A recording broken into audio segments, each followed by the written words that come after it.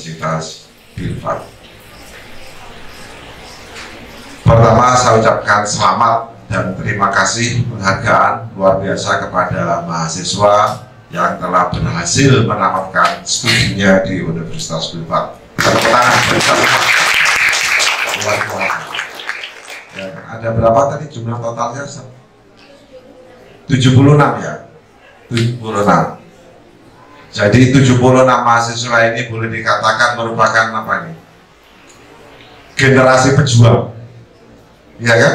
Generasi pejuang yang alhamdulillah mampu bersama kami menekuni suka duka di Universitas Bilfat mulai awal berdiri 4 tahun yang lalu hingga hari ini menginjak tahun kelima.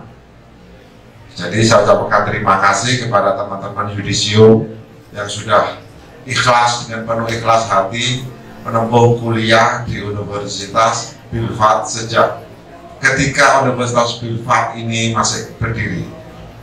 Karena masih awal, tentu saja banyak suka dukanya lah. Saya pasti tahu, pasti ada lah gitu kan ya. Ya kan, suka dukanya luar biasa itu pasti selama kuliah. Karena memang generasi awal, ini generasi kalau Kanjeng Nabi gitu generasinya siapa ini? Sahabat Umar, sahabat Abu Bakar, begitu loh. Iya kan? Suka dukanya pasti luar biasa, ya kan? Terutama dukanya lah. Nah, kira-kira begitu kan. Beda dengan angkatan selanjutnya lah, mungkin sudah jauh lebih ringan gitu. Tapi generasi awal saya yakin pasti suka dukanya luar biasa. Apalagi kemudian gak lama kemudian masuk era pandemi, ya kan? Tiba-tiba kita dipaksa kuliah dari rumah, ya kan? Tiba-tiba kita dipaksa kuliah sambil lesi-lesi, sambil rebahan. Ya kan? Ini kan sesuatu yang tidak terduga sebelumnya, ya kan? Nah, coba yang tanya yang yudisium yang mana? Angkat tangan. Oh, yang bawah ya kan? 5 tahun yang lalu sampai membayangkan nggak kuliah sambil lesi-lesi di rumah itu? Hah? Nggak membayangkan kan? Tiba-tiba sampai harus kuliah sambil lesi-lesi gitu kan? Sambil ngepel, sambil apa, cuma pakai daster gitu kan?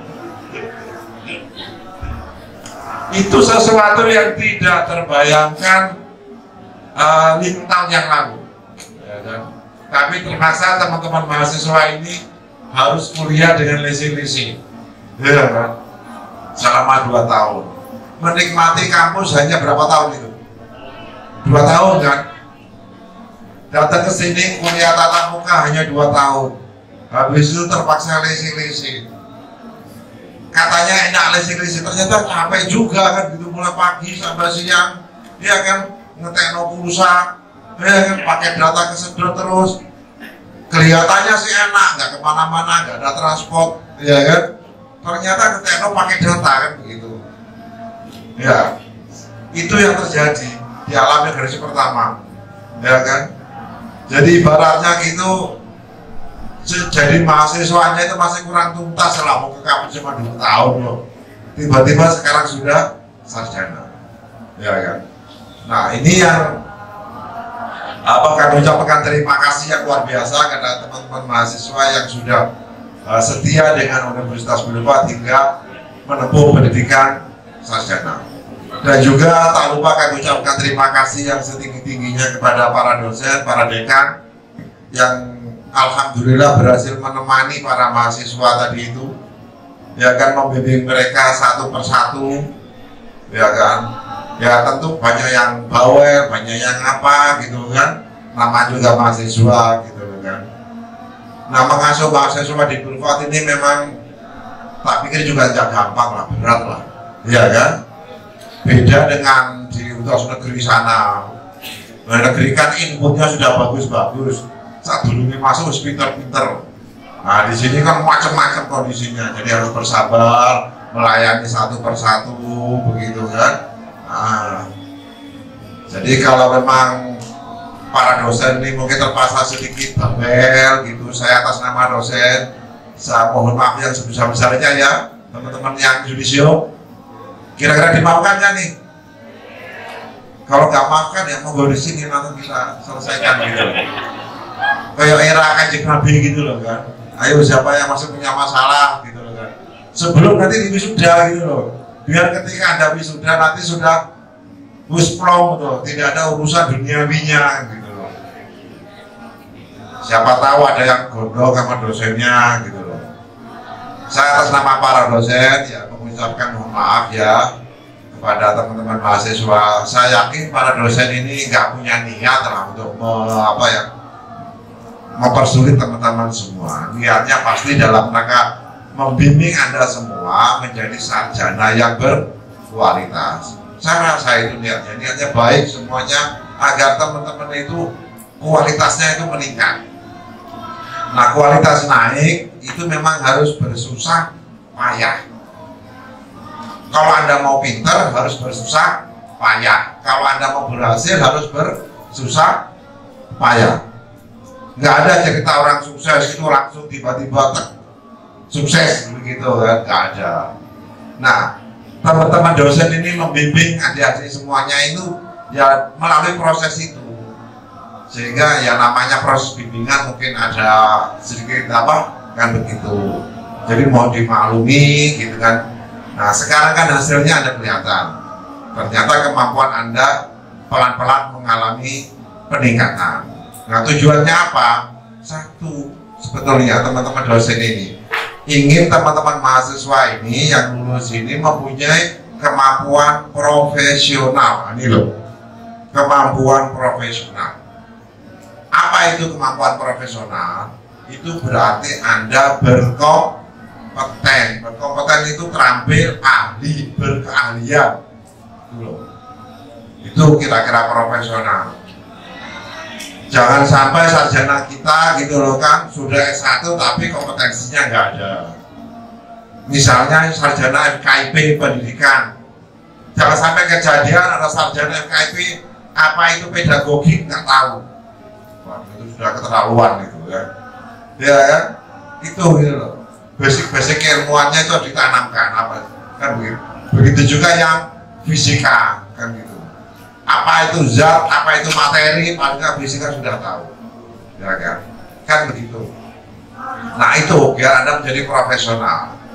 Ya kan? Profesional sesuai dengan prodinya masing-masing. Kalau KIP berarti teman-teman semua profesional menjadi apa? Guru. Karena memang ilmu kependidikan kan gitu. Sudah praktek ngajar segala ya? Iya Pak. Nah kan, alhamdulillah sudah praktek ngajar kan. Ini jauh lebih kemajuan loh. Karena di S1 sekarang itu setahu saya itu cukup di mikro teaching, nggak sampai di praktek langsung lapangan ngajar gitu loh kan. Programnya itu yang untuk S1 FKIP di beberapa perguruan tinggi itu. Jadi alhamdulillah Bilfat masih mewajibkan para mahasiswa untuk FKIP-nya itu sampai harus praktek lapangan ngajar di kelas. Nah, ilmu pedagogik dan profesional yang teman-teman miliki ini sebetulnya nggak hanya bermanfaat sebagai guru. Ya kan, ilmu pedagogik kan bisa dikembangkan lebih luas kan, bisa untuk di rumah dan sebagainya. Nah, tetapi ilmu pedagogik inilah menjadi bekal Anda yang paling pokok sebagai sarjana FKIP. Nah, bagi yang sarjana MIPA, ini fisika ya, fisika saja. Nah, fisika saja ini juga sangat penting karena memang ke depan tantangan kita itu jauh lebih kompleks, ya kan? Ingatlah tema Wisdudism kali ini adalah masalah penguatan lulusan profesional dalam rangka menghadapi new society. Sampai tahu nggak new society itu apa? Hah? Ayo, new society itu apa? Hah? Ya new society itu sama sekarang mau nggak mau harus pakai masker umpamanya. Jadi begini, tadi sudah saya singgung ya dari awal. 5 tahun yang lalu kita tidak membayangkan kuliah DC-DC. 5 tahun yang lalu tidak ada membayangkan bahwa jabat tangan itu jelek. Kan aneh toh? Dulu kita berjabat tangan itu adalah kebaikan, sekarang menjadi enggak, menjadi begini, sekarang ada tinju kan begitu toh. Nah, ini perubahan yang terjadi di dunia ini, ya kan? Ada problem pandemi. Apakah problem pandemi ini akan berakhir? No. Ya, sekali lagi, apakah problem pandemi ini akan berakhir? Walaupun sekarang sudah mulai ada yang buka masker dan sebagainya, jawabannya tidak. Masalah kesehatan ini masih akan ada lagi ke depan, ya kan? Jangan dikira ini sudah selesai loh, ya. Karena pandemi ini kita mengubah seluruh kebiasaan kita, kan. Nah, dulu yang nggak pernah zoom-zooman, kita sesuatu yang asing, tiba-tiba kita menjadi kebiasaan kita untuk melakukan zoom-zooman, ya kan, Google Meet dan seterusnya, ya kan. Nah, masalah pandemi ini ya, dan nanti 5 tahun ke depan, ya kan, itu masalahnya tidak hanya pandemi, ya, ke depan itu masalah perubahan iklim. Perubahan iklim itu yang jelas akan terjadi. Nah, perubahan iklim itu dampaknya adalah apa? Perubahan iklim yang akan terjadi dampaknya apa? Nah, gini aja lah. Perubahan iklim itu misalnya yang kita rasakan sekarang ini apa ya? Kalau musim panas kadang-kadang sering hujan, ya kan? Sementara ketika menghadapi musim apa? Musim rendang itu musim penghujan, tiba-tiba nggak banyak hujan, ya kan? Itu dampak daripada perubahan iklim. Climate change itu seperti itu. Jadi ada sebuah masa ketika suasana iklim itu menjadi tidak bisa diprediksi lagi. Kapan berakhirnya musim hujan, kapan berakhirnya musim kemarau, itu sudah tidak bisa diprediksi. Semestinya ini musim hujan, musim kemarau, tiba-tiba banyak hujan, ya kan? Nah, semestinya musim hujan, tiba-tiba hujannya jauh berkurang. Oke. Nah, masalah ini dampaknya nggak sederhana. Apa yang terjadi ketika musim kemarau, tiba-tiba banyak hujan? Aduh, ada yang bisa menjawab nggak? Iya kan? Apa? Nanam semangka gagal, ya kan? Terus buah mangga nggak bagus, ya kan? Yang mau nanam kedelai mungkin juga nggak bagus, karena semestinya itu tanaman musim kering, tiba-tiba banyak hujan, kan begitu. Jadi ketika ada perubahan iklim, yang dampak pertama itu adalah sektor tanaman pangan. Itu akan yang terkena yang pertama, ya, sektor tanaman pangan. Nah, jadi nanti ke depan, siap-siap saja ada suatu masa kita bisa mengalami masa paceklik lagi. Stok pangan nasional berkurang karena perubahan iklim. Saya itu masih pernah 5 tahun yang lalu nggak salah, itu saya merasakan betul. Biasanya di musim kering ini kan banyak buah-buahan, kan. Mangga bagus, melon bagus, semangka bagus kalau lagi musim kering, kan.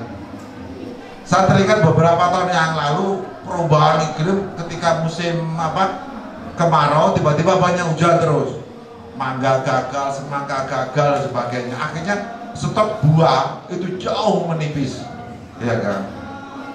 Nyari semangka itu susah, kan begitu. Padahal manusia butuh buah-buahan. Ini belum kita ngomong soal tanaman pangan, padi. Itu juga demikian, tanaman padi kan tanaman butuh air di musim penghujan. Apa yang terjadi ketika terjadi perubahan iklim? Tiba-tiba sawah-sawah petani itu kekurangan air, stok air, karena hujan jarang, ya kan? Maka akan muncullah tragedi gagal pangan, gagal panen. Ketika gagal panen terjadi, selanjutnya apa yang terjadi? Harga beras pasti akan naik, ya kan? Semakin harga beras naik, maka banyak orang susah cari beras, ya kan? Nah, dampaknya jauh, akhirnya angka kelaparan akan meningkat, ya kan? Jadi problem ke depan, kalau sekarang sampai merasa enak dengan zaman sekarang beras murah, ya kan? ini nggak akan selamanya. Nanti kalau terjadi perubahan iklim dan dampaknya yang seperti itu, maka akan terjadi proses kemiskinan yang akan semakin masif, ya kan? Itu bapak-bapak, teman-teman semuanya. Itulah ke depan akibat dampak perubahan iklim. Nah, ini. Jadi ke depan itu problem kesehatan masih akan terjadi dan nanti akan ditambah dengan problem kekurangan pangan karena perubahan iklim tadi itu. Nah, ini semuanya ke depan seperti itu, maka dibutuhkanlah yang namanya kebiasaan baru, ya kan? New normal society itu adalah maksudnya bagaimana kita melakukan antisipasi terhadap perubahan-perubahan ke depan yang dampaknya akan sangat luar biasa tadi itu. Kalau pandemi ini masih terus berlangsung, maka mau tidak mau, ya kan, penetrasi teknologi akan semakin tinggi, ya kan. Mau tidak mau kita main zoom-zooman, meeting Google Meet dan sebagainya itu masih terus berlangsung. Nah, apakah teman-teman FKIP ya sekarang mau jadi guru itu sudah bisa menggunakan Zoom meeting itu dengan baik? Itu pertanyaannya kan. Ketika nanti menjadi guru, ya kan, muncul pandemi lagi, bisa nggak memanfaatkan teknologi informasi itu dengan baik? Karena bagaimanapun juga pembelajaran itu tetap lebih efektif tatap muka kan dibanding belajar sambil lising-lising tadi itu kan. Coba sama itu sendirilah, kan ngalami kemarin belajar lising-lising itu. Satu mata kuliah 42 menit itu yang masuk di pikiran Anda berapa persen sih? Ya, mungkin cuma separuh, tapi kalau tatap muka kan bisa sampai 75% ketangkap apa yang dimaksud dosen. Nah, kelemahannya memang di situ. Nah, tantangan teman-teman semuanya yang akan menjadi guru itu di situ. Bagaimana memanfaatkan teknologi informasi agar kualitas pembelajaran tetap baik, ya kan? Nah itu. Nah, bagi sarjana fisika juga demikian tadi, ya kan? Produksi pertanian akan terjadi kemerosotan nantinya ke depan, ya kan? Sehingga rekayasa teknik itu perlu diperlukan agar bagaimana proses produksi pangan itu tetap bisa tetap lebih ada, stok pangan itu tetap ada. Sebab kalau ini kekurangan pangan yang terjadi atau harga terlalu tinggi melambung, maka akan terjadi adalah kemiskinan massal, kemelaratan massal. Itu dampaknya, ya kan? Nah, di sini yang dimaksud bahwa lulusan Bilfa dengan profesionalitas Anda sebagai calon guru, sebagai tenaga pendidik dan fisikawan itu akan menghadapi tantangan seperti ini. Nah, teman-teman dosen sudah memberi Anda bekal ilmu, ya, bekal keterampilan. Tapi ini barulah apa ya, starting awal Anda, kan? Namanya juga S1 kan, ya kan, tidak mungkin bisa full. Nah, tetapi kalau dengan bekal keterampilan Anda sekarang ini sebagai calon guru dan sebagai calon fisikawan, kalau Anda bisa mengembangkan sendiri, insya Allah itu jauh lebih baik, ya kan? Kalau terus dikembangkan, ya kan? Nah, seperti tadi saya cerita bahwa penetrasi teknologi akan semakin tinggi di era ke depan karena masalah tadi itu, problem kesehatan, problem climate change.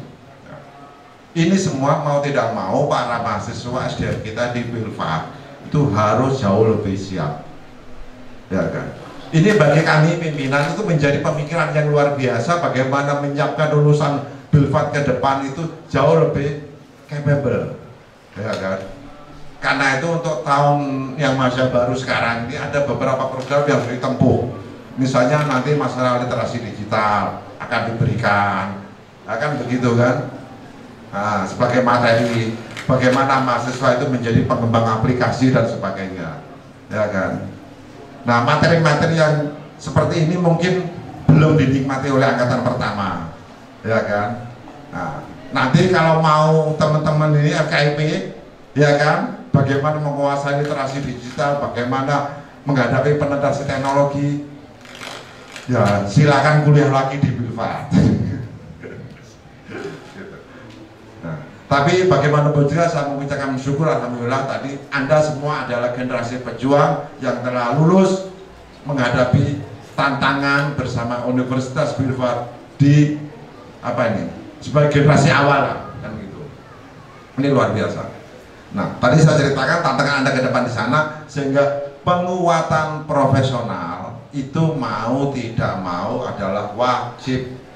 Setelah Anda menjadi sarjana sekarang ini, nantinya Anda mau tidak mau harus menambah ilmu, terutama dalam bidang teknologi informasi. Kenapa? Itu harus ditempuh. Ya, karena itulah yang bisa melawan dari gejala zaman yang akan datang. Hanya itulah yang kita bisa menghadapi new normal society. Ya kan? Itu yang akan terjadi bapak-bapak dan ibu-ibu semua, calon guru dan calon fisikawan. Itulah yang disebut dengan penguatan apa ini? Penguatan profesional dalam rangka menghadapi new normal society. Ya kan? Semua ke depan ini masih harus bekerja keras dalam rangka kita melakukan adaptasi new normal society. Tadi sudah jelaskan beberapa tantangan besarnya, yaitu pandemi ini masih ada mungkin berlangsung, dan dua nanti ada masalah climate change, perubahan iklim. Nah ini ya kan beberapa masalah yang akan harus kita hadapi. Nah saya rasa dengan bekal ilmu yang Anda dapatkan selama S1 itu, saya yakin teman-teman semua bisa menghadapi perubahan zaman tersebut. Siap tidak? Siap? Alhamdulillah. Terima kasih, kurang lebihnya mohon maaf. Wallahu muwaffiq ila aqwamit thoriq wa billahi taufiq wal hidayah. Wassalamualaikum warahmatullahi wabarakatuh.